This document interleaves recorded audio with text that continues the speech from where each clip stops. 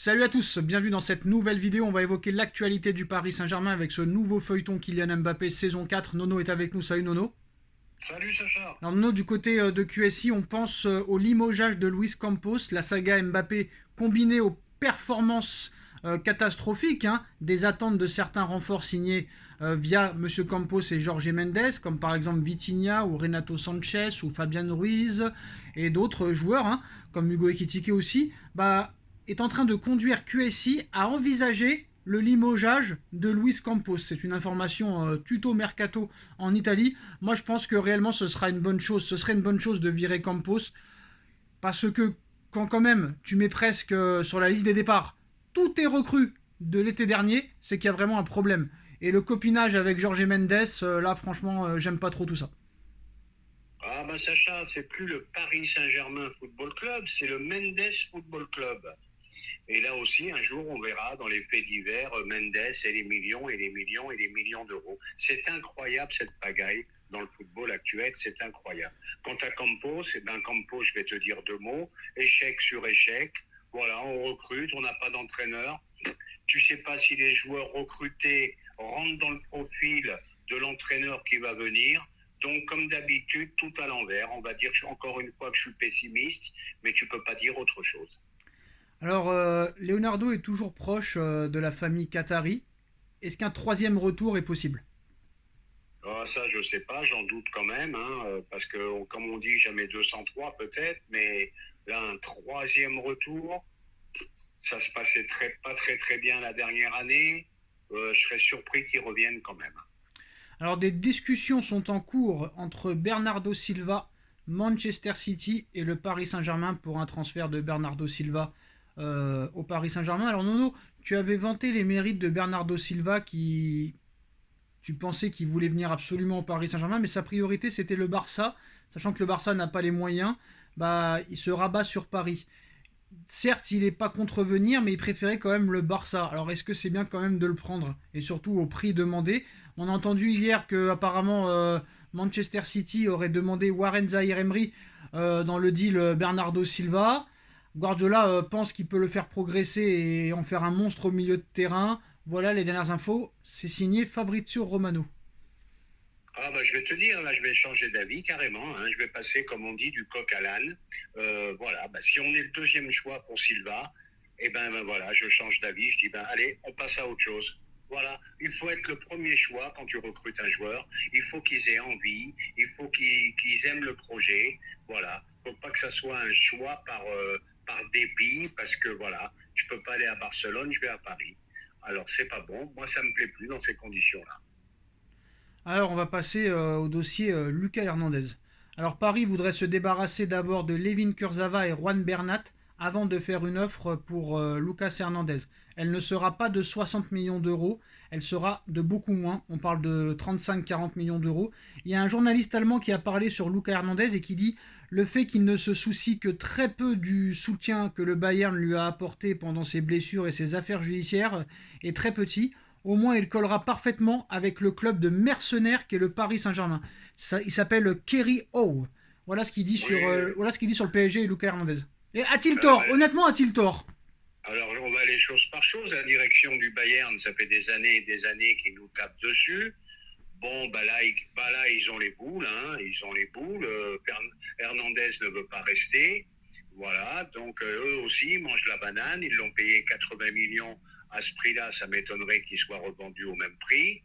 Donc, ils mangent la banane et à chaque fois, bon, pour qu'ils tapent sur le PSG. Mais à côté de ça, dans leur réflexion, il y a des choses vraies quand même. Alors, en ce qui concerne le rachat de Manchester United, alors avant, Griezmann apparemment ne quittera pas l'Atlético Madrid cet été, mais bon, la vérité du mois de juin n'est pas celle du mois d'août. Alors, impasse apparemment entre le Paris Saint-Germain et Julian Nagelsmann. L'accélération finale dans le dossier tarde à arriver. Libérer le technicien allemand du Bayern est compliqué. La piste Luis Enrique, qui reste le plan B en cas d'échec, a été réactivée. Est-ce que vraiment Enrique va attendre d'être le plan B? Moi honnêtement, j'ai mon avis là-dessus. Je ne sais pas pourquoi. Je pense que ça va être Thiago Motta l'entraîneur, Nono. C'est une intuition, c'est pas une info.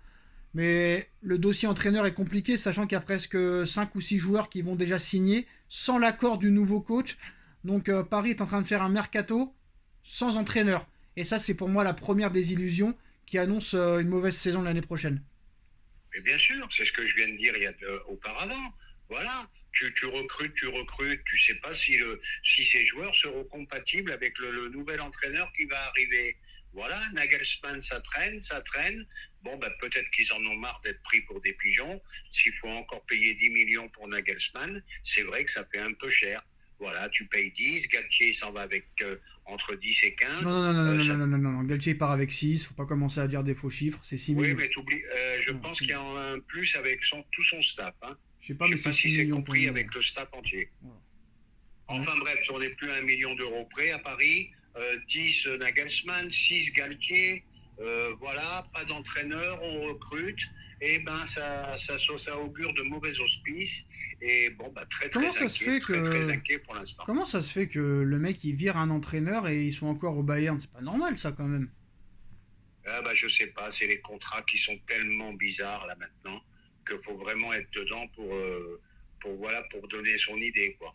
Alors, en ce qui concerne le rachat de Manchester United, l'offre qatari est actuellement considérée par les Glazers comme la plus favorable que celle de Jim Ratcliffe. Donc Manchester United négocie en exclusivité avec le Qatar à l'heure où on parle. On parle d'un rachat de 6 milliards d'euros. Donc il y aura une nouvelle offre quand même dans les prochains jours de Jim Ratcliffe pour pouvoir peut-être empêcher le cheikh Yassim d'obtenir l'exclusivité de Manchester United. Il y a quand même de grandes chances que Manchester United passe sous pavillon qatari, Nono. Nouvelle inquiétude pour le PSG encore. Sûrement. Ah, bah, une inquiétude supplémentaire, parce que moi, on ne me fera pas croire. Bon, c'est peut-être le chèque, je ne vais pas répéter le nom parce que je ne l'ai pas enregistré dans ma tête, mais moi, on ne me fera pas croire que c'est pas QSI qui est derrière tout Bah oui, ça. c'est QSI. Bien sûr. Voilà, donc c'est le prince qui est derrière tout ça. Ça veut dire quoi? Ça veut dire quoi? Il y a peut-être un désengagement petit à petit du PSG. Alors, en ce qui concerne Mbappé, le plan est tout tracé par le clan Mbappé. Partir libre la saison prochaine. Un documentaire est même en préparation pour filmer ses derniers mois au Paris Saint-Germain. Je crois rêver, mais c'est pas une blague, Nono. La décision du Qatar de le vendre pourrait contrarier cela. Nasser est très très remonté. Le Mbappé qui veut faire carrément, Nono, un documentaire pour préparer ses derniers mois dans la capitale. Alors là, l'irrespect, c'est grave. Moi, franchement, si c'est la vérité, c'est une honte totale. Pour qui il se prend, le gars, hein. Ah, ben moi, tu sais que j'aime le footballeur, je déteste le personnage. Bon, maintenant, je vais te dire, c'est de la faute aux médias. Je m'étais déjà un peu énervé ce matin. Je vois sur Foot Mercato, Maxi Foot, Mbappé va parler. T'as l'impression que c'était Macron qui allait faire une allocution. Mbappé va parler. Non, mais faut arrêter. Ils l'ont tellement monté au pinacle. Il se sent plus, le mec. Il se sent plus. Voilà, voilà. On est mains et pieds liés. Voilà. Il a beau dire qu'il veut rester à Paris. Voilà, pardon. Il a beau dire qu'il veut rester à Paris la saison prochaine, mais on s'en fout, mon grand. Nous, on veut que tu partes. Et puis voilà, point final. Il veut vraiment nous mettre la banane jusqu'au bout. Et je te dis, si par malheur, je dis bien par malheur, il reste, alors la saison, tu peux l'oublier. Hein. Ils vont parler que de ça, matin, midi et soir. On parlera plus de football, plus de jeu, rien du tout. Alors le chamboulement que cela génère n'est pas forcément bien compris par le clan Mbappé, qui pensait avoir tout conçu de fil blanc, on va dire. Alors, en conférence de presse aujourd'hui, il nous dit: Mon objectif est de continuer au Paris Saint-Germain. C'est ma seule option pour le moment. Je suis prêt à revenir pour la reprise. Il a dit: La lettre a été envoyée avant le rassemblement. Plus grand chose ne me choque. Alors, je ne pensais pas qu'une lettre pouvait tuer quelqu'un. J'ai juste envoyé une lettre. Les réactions, ça m'importe peu. Qu'est-ce qu'il dit d'autre? Nous sommes sur la même longueur d'onde avec le président de la République. Il veut que je reste et mon objectif est de rester au Paris Saint-Germain. Je pense qu'il n'y a rien à expliquer. Les gens peuvent parler et critiquer. Bon, là, il nous vise à nous. Moi, je sais pourquoi je fais ce que je fais et je dis ce que je dis. C'est le principal. Les gens n'ont pas toutes les données. Non, là, mais là, non, c'est trop. Là, c'est trop, Nono. Ah, bah, je vais te dire, Attends, juste je finis, Nono. Là, c'est trop, le gars se comporte vraiment très, très, très mal. Le mec, c'est lui-même qui a dit qu'il avait promis qu'il ne partirait jamais libre pour que Paris ne se retrouve pas dans la panade. Et là, il parle comme ça. Le gars, maintenant, il te dit que il va rester à tout prix. Mais moi, je pense que c'est du bluff, Nono. Je pense qu'il se met à dos le Paris Saint-Germain et ses dirigeants pour que Paris prenne officiellement la décision de le vendre. Et je pense que ça, c'est un petit arrangement aussi entre lui et Pérez, qui ont dit on va faire ça, comme ça, eux, qui voulaient me garder à tout prix, ils vont vouloir me vendre à tout prix, ils pourront pas refuser moins de 200 millions d'euros, et ça, tout va bien. Et je pense qu'il va continuer cette stratégie de provocation envers le Paris Saint-Germain pour que le PSG soit vraiment vexé et énervé, et pour qu'il file au Real. Ça va se passer comme ça, je pense. Et attends, le PSG est prêt à négocier maintenant avec le Real Madrid, dans la mesure où Mbappé campe sur ses positions et ne le prolonge pas. Mais voilà, comme tu l'as dit, c'est sûr que s'il reste là, ça va bouffer la saison et ça va être la saison catastrophique. Mais je pense que Mbappé fait tout ça. Pour moi, c'est du bluff et c'est une stratégie pour que Paris, très clairement, décide de le vendre officiellement. Ah ben moi je vais simplifier l'histoire, hein. C'est très simple. Hein. Soit il nous fait manger la banane, voilà, il reste l'année prochaine et il s'en va libre, ou soit ça veut dire, comme tu as dit par contre, voilà, il fait tout les provocations possibles pour pousser le PSG à accepter une offre Parce de qu'il est du intelligent, Real. Nono. Hein. N'oublie pas que c'est un garçon intelligent. Il a voulu partir en 2021, ils n'ont rien voulu savoir. En 2002, ils ont fait tout leur possible pour le prolonger. Bah là, le gars, c'est simple. Il a dû se réunir avec son clan, avec ses agents ou avec son avocat, tout ça. Ils ont dû se dire, on va faire une nouvelle stratégie. Fais-leur croire que tu veux rester, mais que tu veux partir à la fin de ton contrat pour que eux ils se retrouvent dans la merde et qu'ils soient obligés de te vendre. Je pense que c'est ça, ce qui est en train de se passer, c'est ça exactement.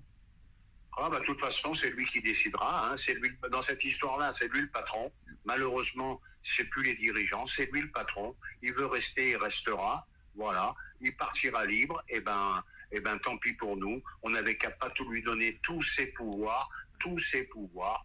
Voilà. Mais Paris est fautif, Nono aussi. Paris est fautif. Tu le prolonges sans option.